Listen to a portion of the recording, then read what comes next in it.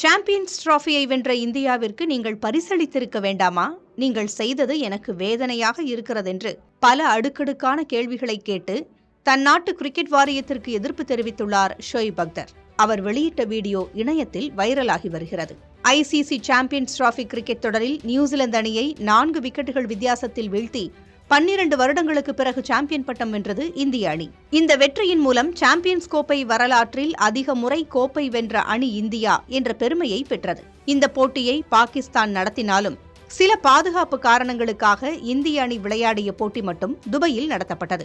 ஆட்டத்தின் இறுதிப் போட்டியில் வெற்றி வாகை சூடிய இந்திய அணி வீரர்களுக்கு ஐசிசி தலைவர் ஜெய்ஷா விருது மற்றும் கோப்பையை வழங்கி கௌரவித்தார். இந்திய அணி வீரர்களுக்கு பலரும் வாழ்த்து மழை பொழிந்து வருகின்றனர்.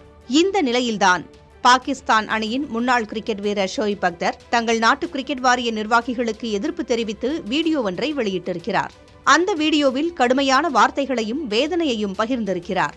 இந்தியா வெற்றி பெற்று பரிசளிக்கும் விழாவில் பாகிஸ்தான் கிரிக்கெட் வாரிய நிர்வாகிகள் யாரும் கலந்து கொள்ளவில்லை. இது தனக்கு ஆச்சரியமாகவும் வினோதமாகவும் உள்ளதாக குறிப்பிட்டுள்ளார். தொடரை நடத்தும் நீங்கள் ஏன் இந்த விழாவில் கலந்து கொள்ளவில்லை? சாம்பியன்ஸ் டிராஃபி என்பது உலக அளவிலான மேடை. இந்த தொடரை நடத்தும் உங்களில் ஒருவராவது அந்த மேடையில் இருந்திருக்க வேண்டாமா? சாம்பியன்ஸ் கோப்பை வென்ற இந்தியாவுக்கு நீங்கள் பரிசளித்திருக்க வேண்டாமா? நீங்கள் செய்வதை என்னால் புரிந்து கொள்ள முடியவில்லை என்று வேதனையாக பேசியுள்ளார். அது மட்டுமின்றி, இனிமேல் இப்படி ஒரு தவறை செய்யாதீர்கள்.